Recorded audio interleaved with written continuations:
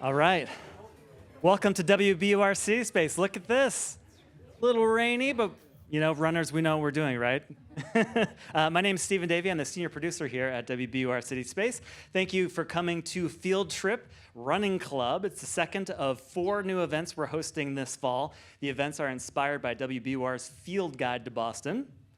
And whether you just set down your roots or they are running deep in the city, WBUR's Field Guide is there to help you make sense of your neighborhood. It's got guides, stories online, on air, newsletters, and events just like this one. Thank you all for coming. Explore all that content now by scanning the QR code on the screen in the little corner over there, or head to wbur.org/fieldguide.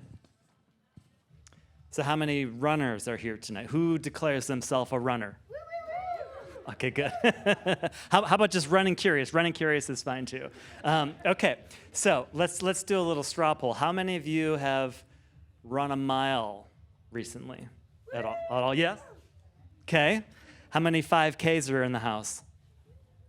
Okay, wow, doing pretty good here. 10Ks? Yes, wow, look at this.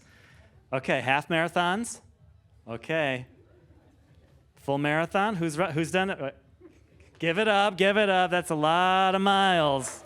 It's very cool. Thank you. Ultra marathon? Oh yeah. I know. Who's done more than 26.2? We got one. You have. Wow. I'm very impressed. Yes, kudos. Very highest of high fives. I want to chat running with some very cool people tonight. We have FJ Perfas of the Pioneers Run Crew. Give it up. Dan Fitzgerald, co-founder and coach of Heartbreak. Also with the very cool van outside. We have Mar Barrera, co-founder of November Project. Jeff Davis, captain of Black Men Run. Hey, Jeff. Caitlin Sweeney from Trailblazers. And we have Dre Nita, the coach and co-founder of Live Fit Army. Thank you for coming. Okay, so I want, the part of this whole thing is to introduce you guys and get some community going. Community does seem like a real important aspect to a lot of the folks on stage, a lot of the folks here. And so bringing people together into the same space, it's a good thing. It's running, so let's find out what all these folks, why they want running in their life. So let's open with a little more learning. Why a running group? Why running? Let's go with you, Caitlin, first. Why do I personally like it? And Trailblazers. And Trailblazers. Got it. So I have 2 kids, and they are nice, but they were remote schooling in my house for all of 2020, and I needed to leave my house and do something besides become a drunk. So I became much more of a runner during 2020. Trailblazers predates that, and I've been a fan of Trailblazers and a member since the very beginning. What I love about that group is it was started by a group of women of color who did not see themselves represented in any of the running scene, which felt very intimidating. They did not, as I say, see themselves. So it was started with this first event was the Bra Run, which is women of every shape, color, and size, and speed, in their sports bras, some people here have attended, running through the streets of Boston, blasting music, and taking up space. And that is a main point of the group, is to be like, we're here. We're not perfect. We're not winning every race, but we're here, we're outside, we're moving together in community with each other. And Trailblazers is very good friends with many of the groups that are here. We support all of their events, they support ours. So we're kind of like the sister organization to some of these other groups. And I have loved being in it, meeting people of totally different backgrounds, but we all just love being there, moving together. Thank you, Caitlin. Yes, give it up. Mar, tell us about November Project. Tell us why running, why November Project? So I think I'm gonna actually, if it's okay with you, answer like Caitlin did her relationship to running, so my relationship to running. So I'm a transgender man, and for me, especially the past 2 years, I think is when I've really kicked up my running notch because, as Caitlin kind of mentioned, it's an escape. There's something really beautiful and meaningful about doing hard things together with people that you know care about you, that you care about. And I feel like for me, especially the past 2 years, I did my first marathon actually back in May because of a lot of the legislative stuff that's been happening. There's a lot of just hard stuff happening in the world, especially in my community and to my loved ones. And training for that marathon was like icing on the cake. It was just the perfect like panacea that I needed in the moment. I'll say for November Project, why running a November Project? I would say, first of all, it's free with sneakers. As long as you have sneakers and you have people that can, help you learn how to stretch, help you figure out how to run safely, it's free. And again, I say that intentionally saying with sneakers because there are still a lot of barriers to folks that want to run and engage in running. But for November Project, we started out, one of the original workouts was a hill workout that we still do. And all over the world now, the other 54 chapters also have running workouts. So running is a cornerstone fixture of November Project, I would say, because of the accessibility, because you can do it in all climates as well, and because it's one of those universal things. I think in the world of sports, there's a universal element to running. FJ, tell us about Pioneers. Okay, first of all, thanks for coming out. You could have been anywhere else and you chose to be here, so thank you for joining us. Really, I could do real quick why I run. We spend a lot of time up here and not enough time down here, right? So I run to keep myself connected to the rest of my body. Pioneers, we've been around since 2017, Wednesday nights at 6:30 p.m. Dorchester, quick plug. Stated mission of Pioneers is to make the sport of running more equitable and accessible to the BIPOC community of Boston. The way I interpret that, and the way I kind of lean into that as a member of the community is how do we sort of expand the definition of our running communities? How do we expand how we define who a runner is? And how is that reflected in our running communities so that the spaces that we run in Boston, whether it's our running communities or neighborhoods, races or events, feel like places we're all seen and that we all belong in. And so that's how I would kind of summarize all that. So that was pretty succinct for me, so that's it. I'll stop there. Thank you, FJ. And Jeff, I will say, I personally have had the pleasure of running with Jeff once because he was a contributor. If you're not all reading Cognoscenti, he was a contributor to Cognoscenti a while back. And I went running with a GoPro and the Black Men Run crew. It was very, very fun. Very cool energy. But Jeff, tell us about Black Men Run. Why Black Men Run? Why do you run? Thank you, Steven. Thank you, everyone, for coming. I'm going to build on a theme that everyone's been sharing. For one, I've been running for 25 years. For me, I've been running my whole life, but like effectively for 25 years. But running for me is liberation. It's a chance for me to fly, frankly. But why Black Men Run is a really more compelling reason, I would say, is there's a stat. If you've heard me before, you know what I'm going to say. It is still real, which is the fact that if you live in Back Bay right now, your life expectancy is 90 years. If you live in Roxbury, 1 mile away, your life expectancy is now up to 68 years. And so why Black Men Run, and I'm going to build specifically, Caitlin, on what you shared with Trailblazers, is that if you look traditionally at most of the idea of a runner, it is not this kinky-haired brown person that is speaking right now.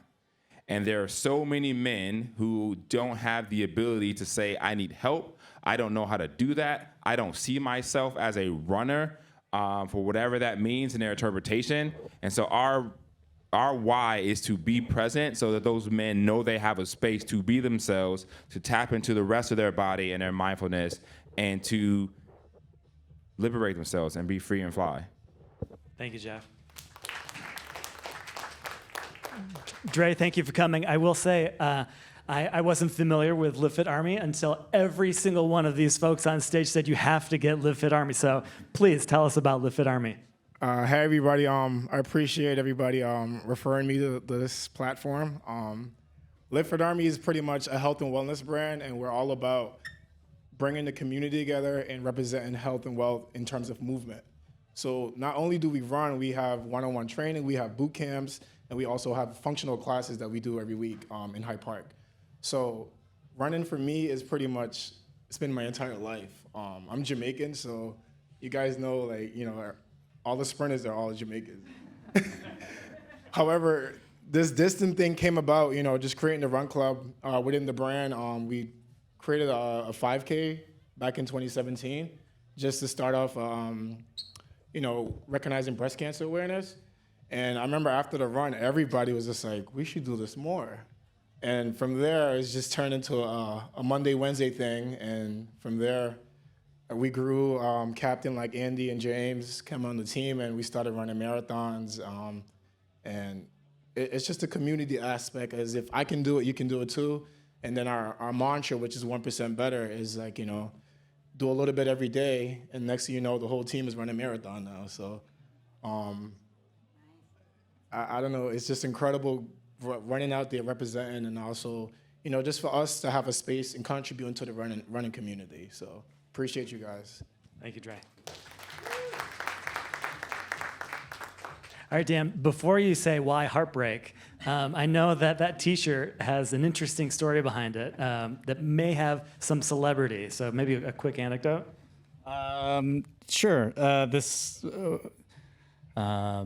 Jake Gyllenhaal and I created a collection to benefit Spalding Rehabilitation Center. I happened to run with Jake when he was filming the movie Stronger about author and Boston Marathon bombing survivor Jeff Bauman. So he made the film. It was actually his first film with his production company, Jake.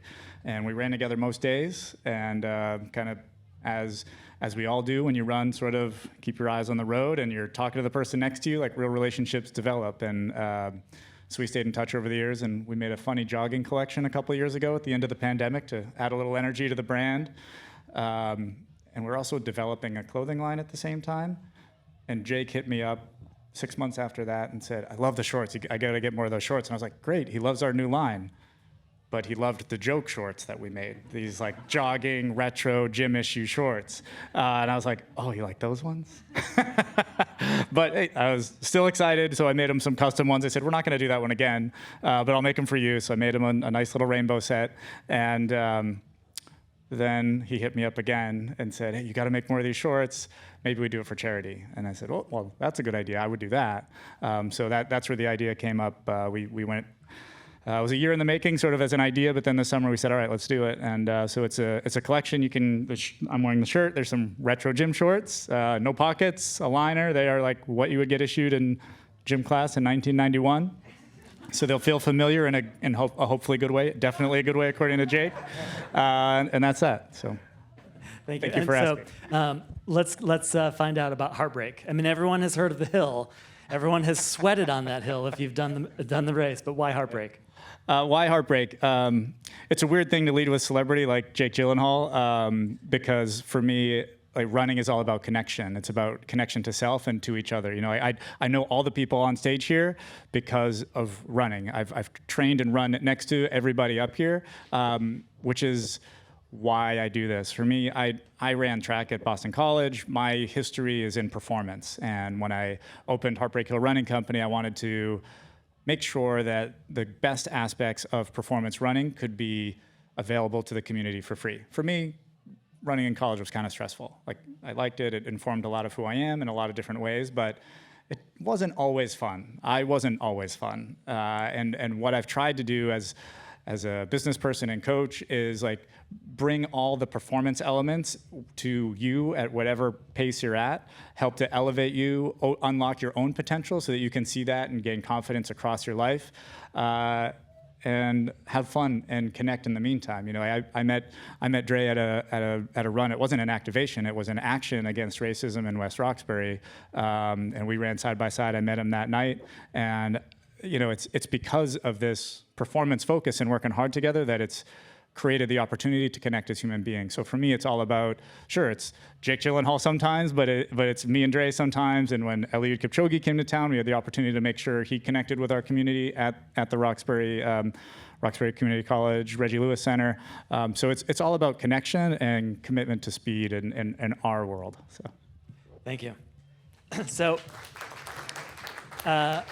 a couple more questions, and then we're going to do some movement, and the sun has set. So I have a fancy lantern that you can follow along. We're just going to go around the block, have a little fun outside. When people find out that I like to run, almost the first thing that they say, well, I don't run. I don't run. I'm like, okay, well, so what's the sales pitch? Why running? I mean, you've all had really passionate, like mission-driven explanations for your important groups, but what do you say to the person on the street? I was just going to say that my job, every time there's a Trailblazers Self-Care Sunday, look it up, my job is to stay with the very back last person in the pack. Learn the route first so no one gets lost. And every time it's a new person and they're like, I'm sorry, I'm so slow, I'm sorry. And I'm like, there's no apologizing. That we are here to be outside moving together. And there's nothing more exciting to me to then see that person again. Maybe they run 10 minutes of it and walk the rest the next time. And then in 6 months, they're running half of it. And without fail, it's always someone that's like never been there before.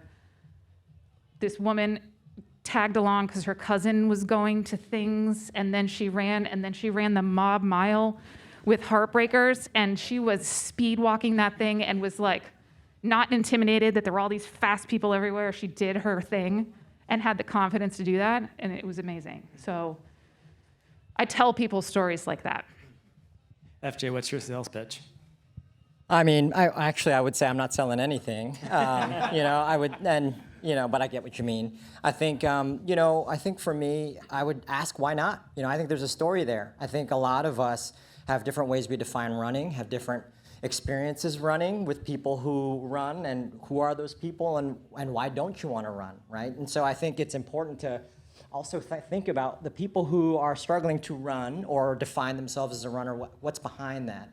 And I think for me, if we were able to circle back to why would you sell me this? Like, what are you selling here? And for me, it's already a lot of people said the connection, right?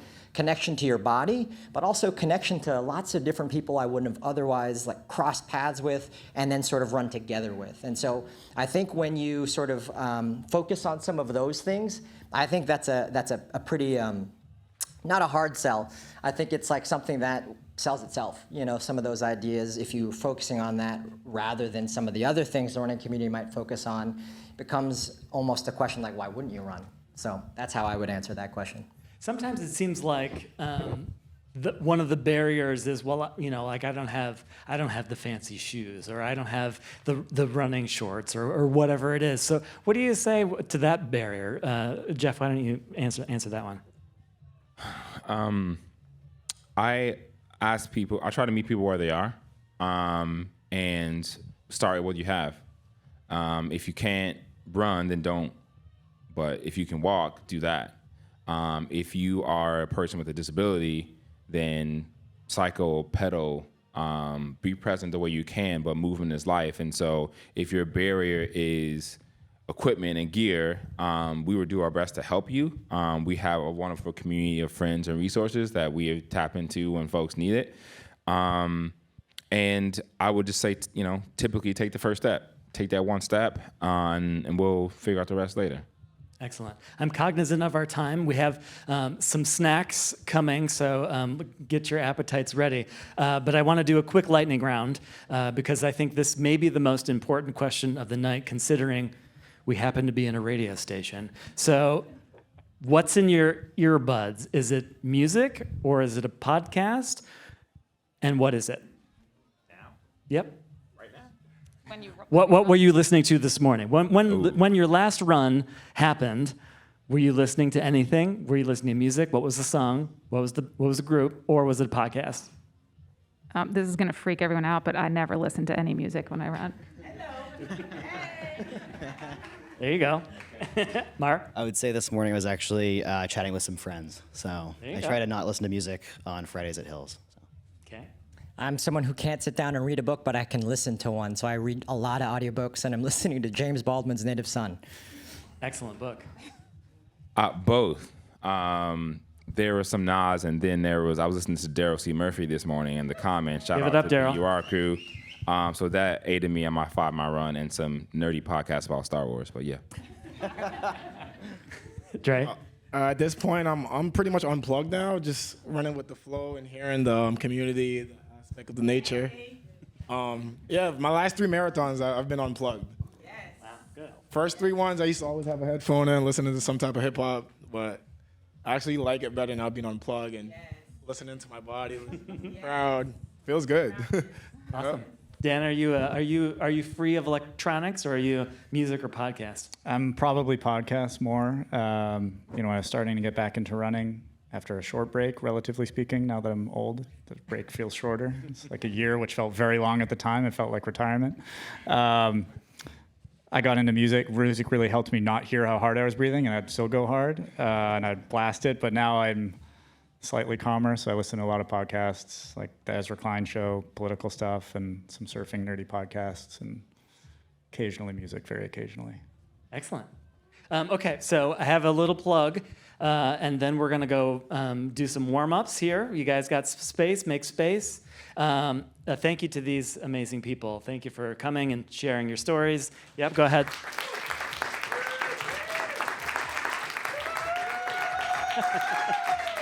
I love that.